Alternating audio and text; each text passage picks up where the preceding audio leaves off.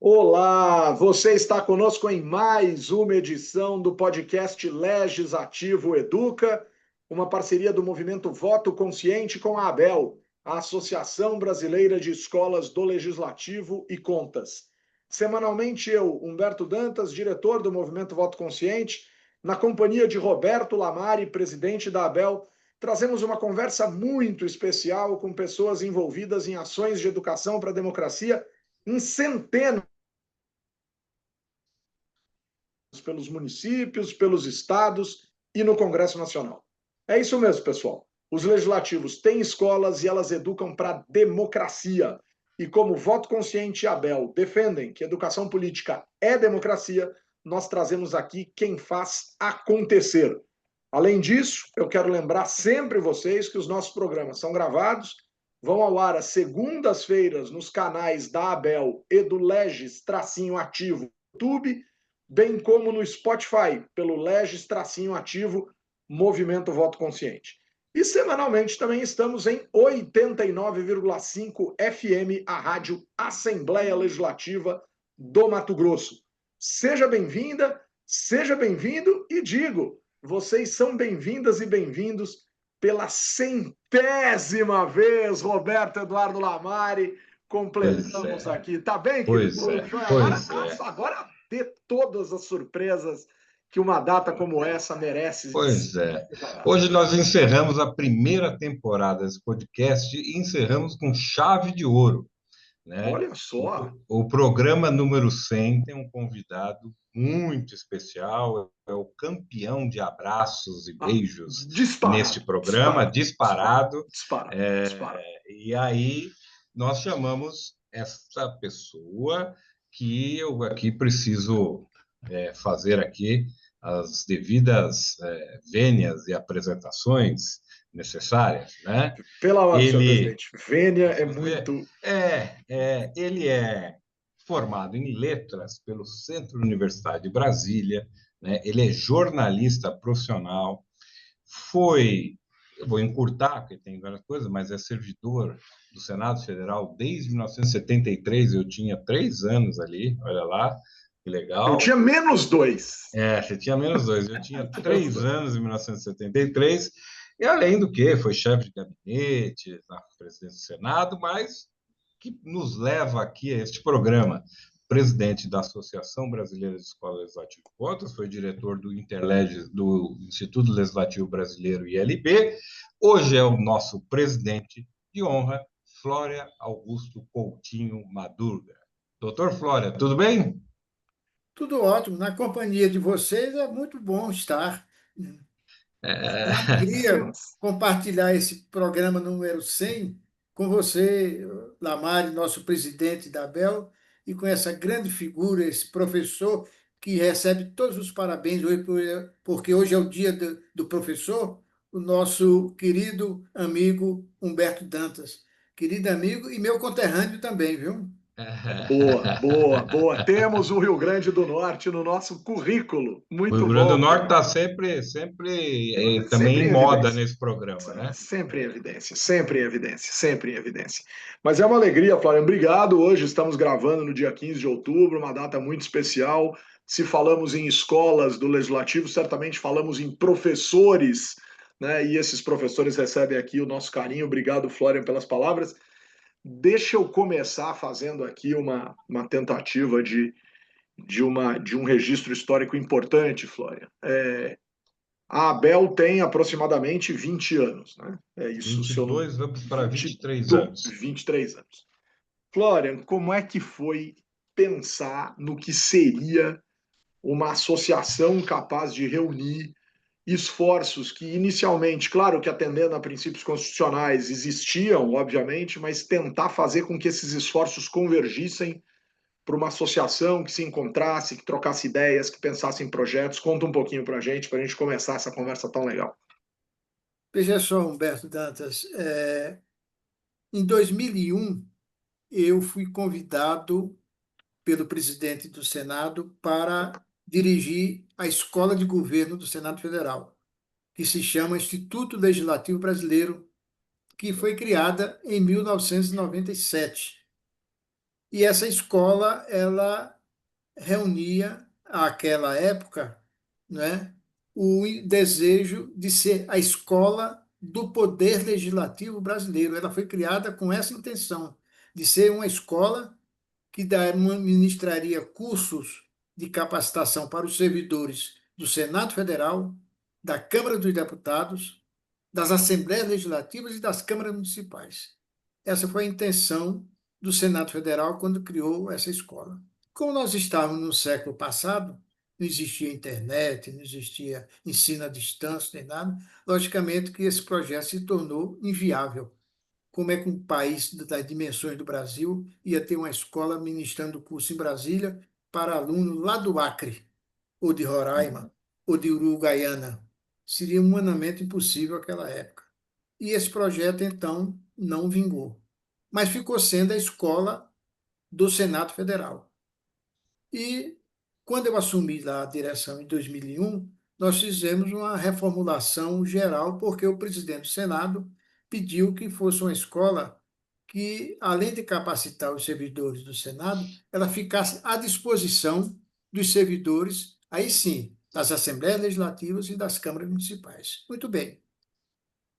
Nós já tínhamos, naquela época, a emenda constitucional que criou as escolas de governo no Brasil, que todo mundo conhece. O famoso artigo 39, parágrafo 2º da Constituição Federal. Só que essa emenda é de 98 e nós estamos em 2001 e não existia escola do Legislativo, a não ser 4 heróicas escolas que haviam sido criadas em Assembleias Legislativas. A primeira de Minas Gerais, que todos nós sabemos, a nossa escola-mãe, a de Pernambuco, que foi a segunda, a terceira de Santa Catarina e a quarta do Rio Grande do Sul.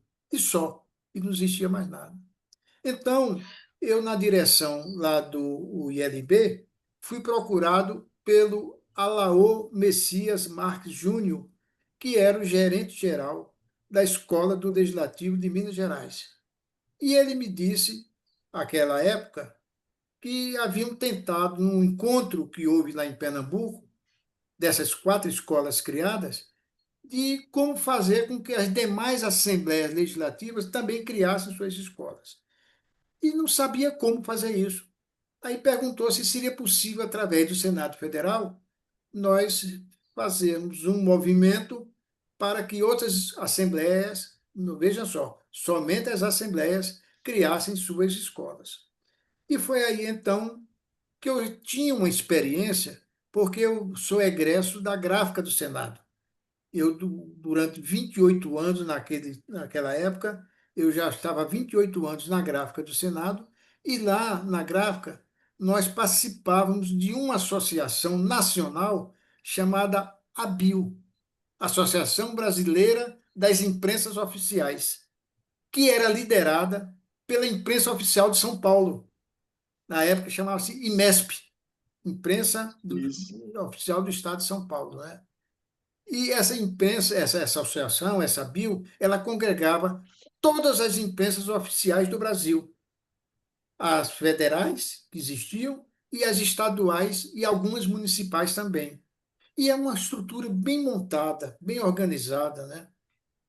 E então eu, baseado no estatuto dessa associação, dessa ABIL, reuni com a minha assessoria lá do ILB, que era chefiada por uma grande figura, um grande servidor do Senado Federal, que você conhece, que é o Nilson da Silva Rebelo, e falei, Nilson, o Alaô, lá em Minas, trouxe essa ideia de se criar uma instituição que congregue as escolas do Legislativo que já existem e que se possam criar nas demais Assembleias Legislativas. E nós temos o Estatuto da ABIL aqui. Como é que a gente faz, então, para adaptar esse estatuto para as escolas? E foi aí que surgiu a ideia, e o Nilson trabalhou na elaboração de um anteprojeto de estatuto para a ABEL. Até então, a gente não tinha esse nome ABEL na cabeça ainda. E aí, através de um sistema de videoconferência do Interlegis, que estava instalado em todas as assembleias legislativas, nós convocamos uma reunião com as áreas de recursos humanos das assembleias legislativas. Das 26, naquela época já tinham 26 já assembleias legislativas. Fizemos uma reunião via videoconferência e dessa reunião começaram a surgir as ideias fazer as adaptações de criar um estatuto e criar uma nova associação exclusiva para as escolas do Legislativo. Todo mundo participou, todo mundo deu ideia e fizemos uma segunda reunião, alguns dias depois, aproveitando as sugestões que foram oferecidas pelos dirigentes dessas áreas de recursos humanos, e convocamos uma terceira reunião em Brasília, já para aprovação do estatuto e uma reunião de criação da associação. E, para surpresa nossa, das 26 Assembleias Legislativas, vieram 23. Estiveram presentes aqui em Brasília, isso no dia 15 de maio de 2003. E presente nessa reunião, Dantas e Lamari estavam também presidindo o primeiro vice-presidente do Senado Federal, à época, o senador Paulo Paim, do Rio Grande do Sul, o deputado estadual de Minas Gerais, deputado Odelmo Leão, o diretor-geral do Senado, HCL da Silva Maia, que é do Rio Grande do Norte também, e o consultor, diretor da Consultoria Legislativa do Senado Federal, um mineiro chamado Sérgio Pena, uma grande figura, por sinal. E aí, com essa mesa diretora e com a presença de 23 dirigentes de recursos humanos das Assembleias Legislativas e mais um representante da Escola do Legislativo da Câmara dos Deputados, CEFOR, e do Instituto CZD do Correia, o ISC, do Tribunal de Contas da União, nós criamos a ABEL no dia 15 de maio de 2003. Aprovamos o estatuto e elegemos a primeira diretoria. E foi a partir daí que começou-se, então, esse movimento. Inicialmente era de se estimular as demais assembleias legislativas a criarem suas escolas, e aí foi incluído também que os tribunais de contas também participassem da associação e que também os tribunais que não tinham escolas, e acho que a maioria dos tribunais não tinham escolas ainda criadas, que elas criassem também, e começamos a fazer um trabalho junto às Assembleias Legislativas para criar suas escolas. Foi um trabalho de 2 anos direto junto às demais Assembleias Legislativas. Em 2005, todas as 26 Assembleias Legislativas tinham suas escolas de governo funcionando, o Tribunal de Contas da União, alguns tribunais de contas estaduais. A primeira que criou a escola e se filiou à ABEL foi o Tribunal de Contas do Rio Grande do Sul, e a Câmara dos Deputados também com o CEFOR, com a sua escola filiada à ABEL. E, a partir de 2005, Dantas, pois começamos a trabalhar junto às câmaras municipais. E a primeira Câmara Municipal do Brasil que criou a escola, para a sua alegria, foi a Câmara Municipal de Natal. Olha lá. Olha lá, olha. Eu sabia. Natal é fogo aqui, né? O Rio Grande do Norte está sempre na moda, na crista da onda. Da democracia. Humberto, eu quero fazer ainda 2 perguntas nesse programa. Faça. Vou fazer uma agora, porque eu quero uma outra, 2 importantes. Essa daqui é mais tranquilinha. Eu queria saber do Flório, não é tão tranquila, porque você vai ter que puxar para a memória. Você, 20 anos, né, conduziu o presidente da ABEL, e agora presidente de honra, então ainda está ali, mas nesses seus 20 anos como presidente da ABEL, eu queria que você trouxesse aqui os seus momentos que você julga que foram importantes, assim, mas também os de dificuldade, onde você, se você sentiu dificuldades em algum momento, né, alguns empecilhos, mas também os seus momentos aí de que você falou, não, a coisa está caminhando, está indo bem e a gente está fazendo um trabalho bom. Queria saber... Você está querendo que o Florian seja mais que o Juscelino, né? É. 20 anos em 2 minutos. Assim, olha o tamanho da responsabilidade. Pode ser um pouco mais de 2 minutos. Mas, de repente, ele tem 2 momentos na cabeça, nunca se sabe, né? Pode ser simples. Olá, Mari, veja bem, ninguém faz nada sozinho, né? Essa que é a grande É verdade. verdade. Se você não tiver uma equipe ao seu lado, você não dá nenhum passo adiante e, pelo contrário, é capaz de dar até alguns passos atrás. Nós tínhamos uma equipe, né? Nós tínhamos uma equipe no ILB e tínhamos uma equipe na BEL. A BEL foi uma diretoria. Nós elegemos uma diretoria da BEL formada por uma presidência, três vice-presidências, 5 diretorias regionais, e mais um conselho fiscal, àquela época, não é? Então, era uma equipe para trabalhar.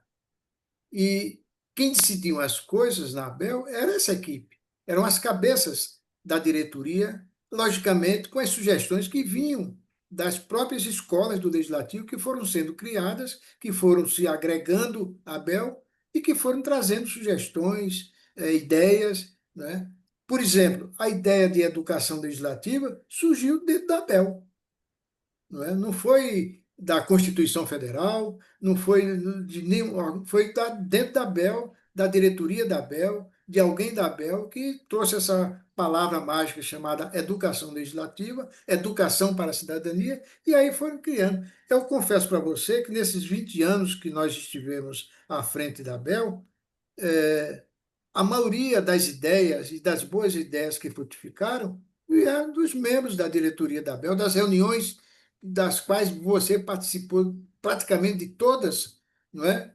E que é testemunha, várias delas, você mesmo foi quem trouxe aqui para a gente, aqui da ABEL. E dos demais companheiros que compunham a Sim. diretoria da ABEL, o diretor superintendente, que era o Nilson, o diretor financeiro. Então, Mas e dificuldades? Você não sentiu a nenhum dificuldade. desânimo?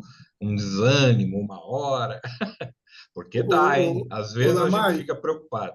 você sabe que você é presidente da BEL, você sabe as dificuldades que existem e muitas vezes essas dificuldades vêm lá de longe, vêm de uma instituição chamada dentro do Poder Legislativo mesmo, tem parlamentares que não que não participam e não acreditam e não querem ver o funcionamento de uma escola do Legislativo. Isso aí existe, essa dificuldade. Aliás, a grande maioria das nossas escolas, por exemplo, nós todos sabemos disso e não encontramos ainda uma solução, é o problema orçamentário das escolas do Legislativo, por exemplo. Né? Tem uma rubrica orçamentária que mantém essa escola funcionando, né? Que mantém essa escola participando das atividades, não só da Câmara Municipal, mas da atividade da ABEL também. Né? Uhum. Então, esse é o lado mais difícil. Mas eu acho que hoje está mais fácil. Hoje nós temos um sistema de comunicação muito ágil, que Melhor. funciona muito bem. Nós temos um portal da ABEL, a comunicação é rápida, né? Você mesmo agora na presidência criou o Palafix, que é uma coisa fantástica, fabulosa. Então, as dificuldades estão diminuindo muito hoje, não é?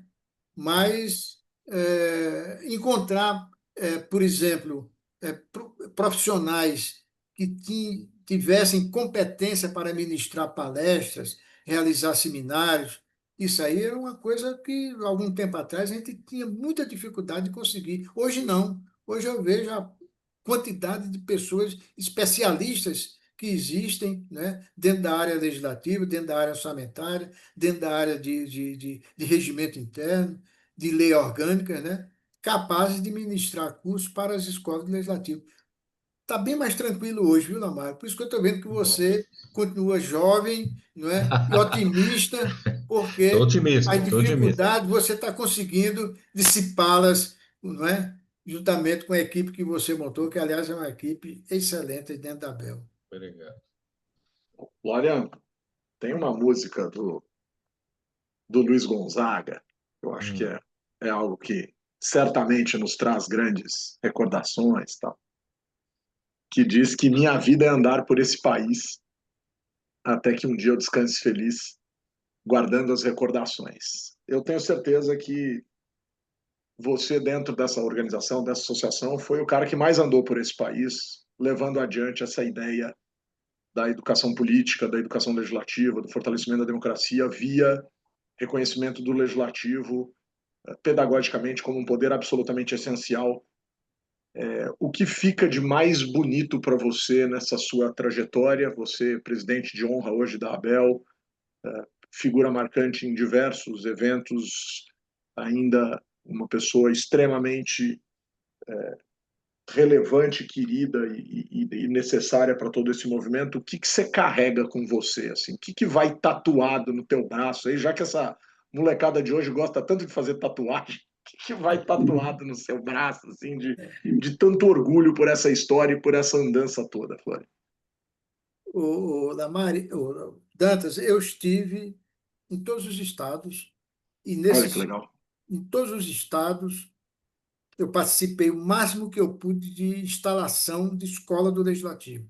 Eu fui em dois momentos nesse estado. Primeiro, conversar com os parlamentares, deputados, vereadores, para a criação de escolas. E depois, para a instalação dessas escolas, né? E, logicamente, que eu descobri um país que não existe outro no mundo igual ao nosso. É uma coisa fantástica você andar pelo Brasil, você ver cidades, você não imagina que existem cidades com tanta participação de jovens, de adultos, de idosos, né?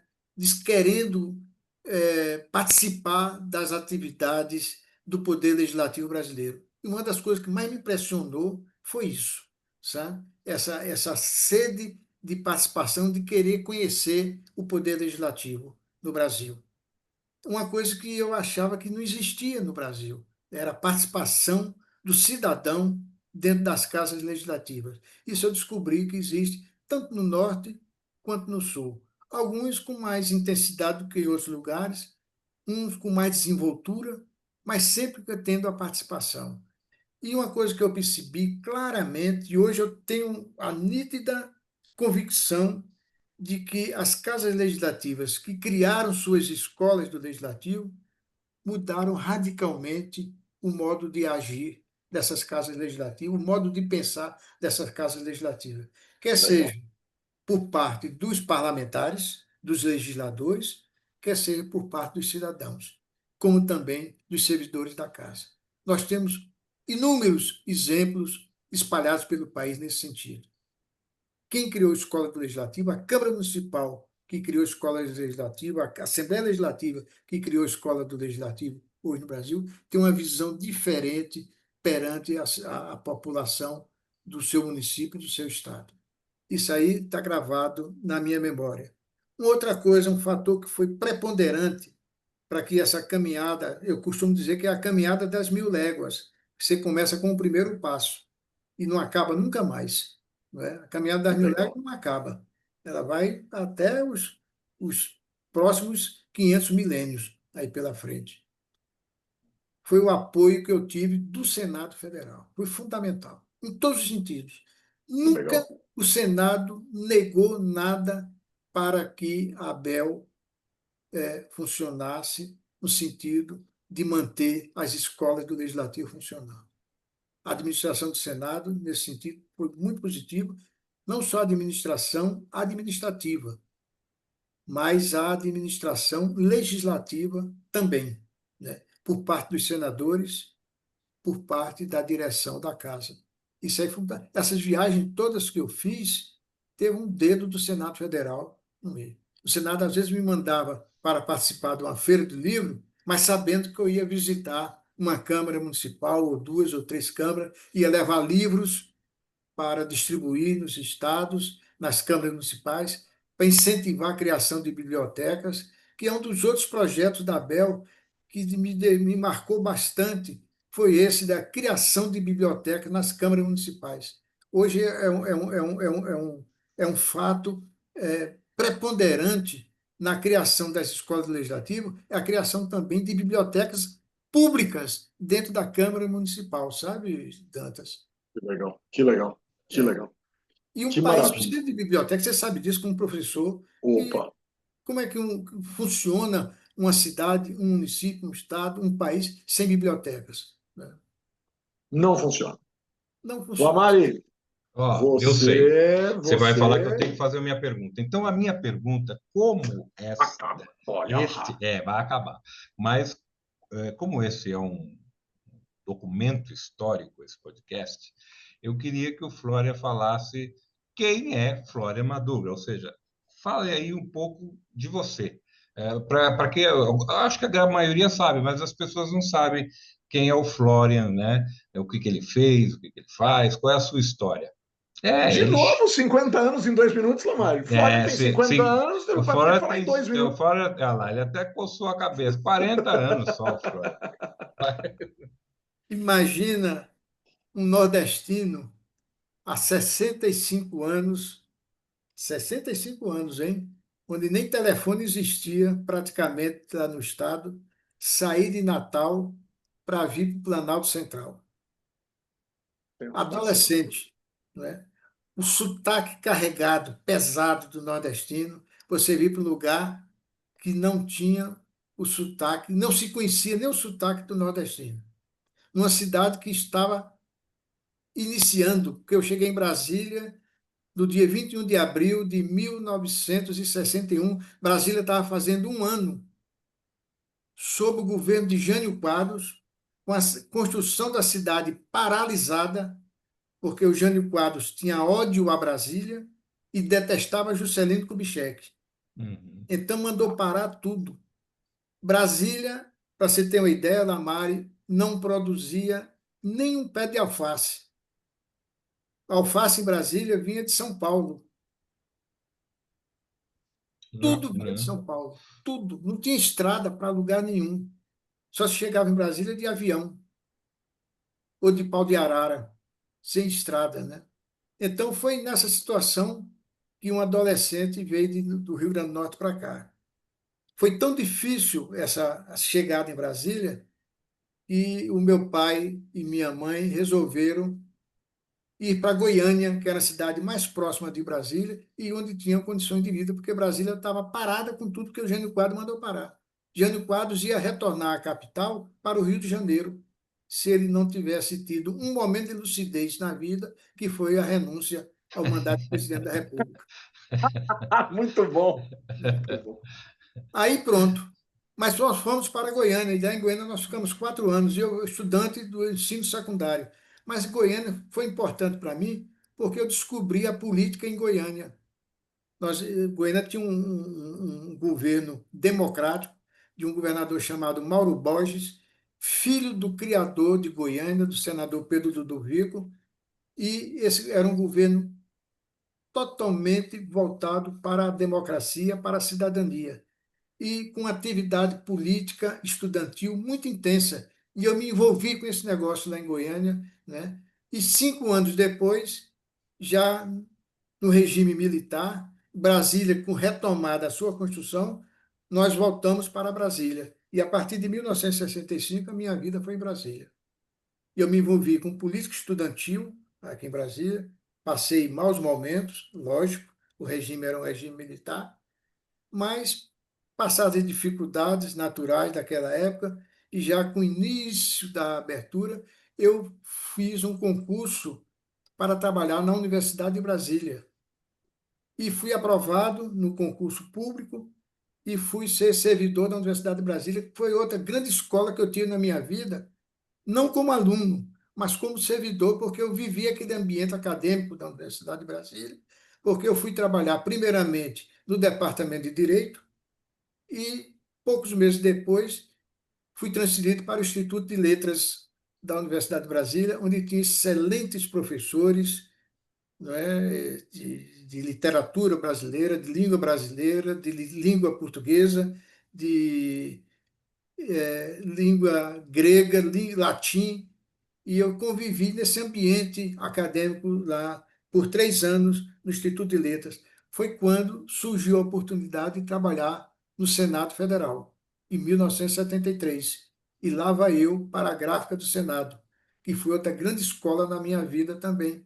Porque o que é que acontecia lá na Gráfica do Senado? Eu fui contratado para ser revisor dos textos, dos discursos dos senadores. Veja só, Olha que uma legal. grande responsabilidade, mas um grande aprendizado. O Senado tinha grandes senadores, tantas. Eu me lembro de senadores daquela época no Senado, mesmo no regime militar, nós tínhamos dois partidos somente, a Arena e o MDB. A Arena do governo e MDB da oposição. E o MDB era o partido da resistência democrática, né? E eu convivi com esses homens lá no Senado Federal. A gráfica atendia ao Senado e à Câmara. Agora você imagina, no Senado Federal, senadores do porte do Franco Montoro, aí de São Paulo, Mário Legal. Covas, na Câmara dos Deputados, Ulisses Guimarães, do Rio Grande do Sul, Pedro Simon. Olha só o nível do. Mesmo no lado da Arena, tinham grandes senadores. Jabas Passarinho era um grande tribuno. Uhum. Eu assisti muitos discursos no Senado, das disputas políticas de altíssimo nível entre Jarbas Passarinho e Paulo Brossard, que era o líder da oposição. Um grande tribuno, um grande orador, Paulo Brossard. Então, eu fazia revisão dos discursos desses homens. E foi a minha grande escola, foi justamente a gráfica do Senado. E foi aí, lá na gráfica, que eu imaginava, inclusive, que eu fosse encerrar a carreira política, mas o destino, ele é que dita o que é que você deve e o que você não deve fazer, o que você pode e não pode. E lá vai eu sair da gráfica e cair aonde? Numa escola de governo, que era o Instituto Legislativo Brasileiro. E de lá Que para cá legal. vocês conhecem minha vida, que foi o que Muito bom. o Dante falou aí do Muito, Gonzaguinha, de andar por esse país. muito Muito bom. legal. Muito Muito bom. legal. Muito legal. Ô, Lamari, programaço, É, hein, Lamari?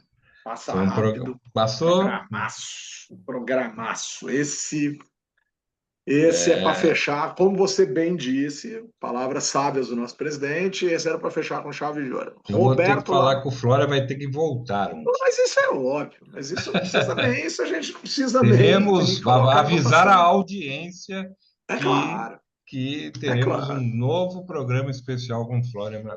E não pode ser de 100 em 100, tem que ser mais Não, rápido, tem não, que ser agora mais não vai rápido. ser. Agora, Não, não. pois é. Até porque eu não sei se eu chego aos próximos 100, viu? Chega, chega. Ô, pera aí, Sei claro lá. que chega. Isso tá garantido. Isso está garantido, pelo amor de Deus. Pelo amor de Deus. Passa rápido, Zé, 2 anos e vai. Mas vamos antes, vamos antes. Lamari, me dá o abraço dos 100 programas. Não 100 abraços, né, Lamari? Pelo Não, amor de não, Deus. não. Você não vai O fazer meu isso com você. abraço vai para o doutor Flória Madruga, né, que é o grande representante aqui da educação legislativa no Brasil, que é o responsável por a Abel ter conseguido esse respeito em todo o Brasil e ser uma instituição extremamente sólida hoje e respeitada. Sensacional. Agora o Florian oferta o abraço. Eu vou ofertar alguns abraços, se vocês me permitirem, Boa, né? boa. Claro. Primeiro, um abraço para todos os que me ajudaram a criar a Abel, lá de trás, começando lá de trás. E dentre esses abraços, um especial para o Nilson Rebelo, que foi o meu braço direito esses anos todos, né? E que foi uma pessoa que ajudou muito a consolidar a Abel. Quero mandar um abraço também, Dante, para todos os membros da família Abel hoje em dia. A Abel hoje é uma Legal. instituição fantástica, sob o comando aí muito inteligente, muito carinhoso, muito competente do Roberto Lamari, com mais de 550 escolas do Legislativo criadas no Brasil, instaladas e funcionando. Eu quero mandar um abraço para essa família toda. Quero mandar um abraço para vocês dois, que Obrigado. tão bem conduzem esse Sensacional. programa aqui, que mudou o jeito de ser da Abel, né? Tornou a Abel ainda muito mais visível no Brasil todo, com esse programa semanal que a gente espera toda segunda-feira chegar para assistir. E quero mandar um abraço também para essa criatura doce, simpática, que é a Ingrid, tão bem É, escolhida pelo Lamari para ser muito, a que secretária dele. bonito. Que Mas um legal, que abraço legal. dos 100 anos eu quero mandar para uma pessoa que eu não conheço, não é? Mas que é muito competente, que chama-se Aline Floriano, que também dirige esse programa aí, semanal. Sensacional, sensacional. As duas vão ficar emocionadas. Muito legal, muito legal. Tenho uma como grande amiga e tenho outra como ex-aluna e grande amiga. Aí complicou. Bom, quero deixar um abraço muito especial também, Florian, para você, obviamente, mas para toda essa trajetória, para todos esses ensinamentos que você nos trouxe ao longo desse período. Né? Quero deixar um abraço muito especial também para o Lamari, pela oportunidade que ele me ofereceu de estar com ele aqui semanalmente, dividindo aqui os microfones e trazendo tanta gente bonita e tanta história importante para o fortalecimento da nossa democracia. Lembrar a todas e todos que nos escutam, a democracia é um exercício diário, é um fazer diário. Democracia é igual beber água, democracia é igual caminhar. Né? A gente precisa disso para sobreviver. Sem democracia não tem destino razoável, não tem futuro possível. E a gente precisa acreditar nisso todos os dias das nossas vidas, como se isso fosse, porque é um valor absoluto e inquestionável. Quem acha que isso não é inquestionável, que me desculpa, não vai contar com a minha simpatia. Democracia é inegociável. Pessoal, com o apoio da ABEL, do Movimento Voto Consciente, trabalhos técnicos das nossas queridas, citadas e abraçadas, Aline Floriano e Ingrid Ferreira, colocamos ponto final em um programa muito especial do Legislativo Educa, o 100º programa, com essa figura querida que é o Florian, e aqui trouxemos questões essenciais da educação política a partir de ações fundamentais de escolas do Parlamento de Contas espalhadas por todo o Brasil. Aguardem os próximos episódios e as próximas temporadas. Beijo, Lamari. Até semana, querido. Beijo, tchau, me liga, programaço. Obrigado, Flora. Valeu, muito obrigado. Obrigado a vocês. Obrigado a vocês. Um grande abraço. Sensacional.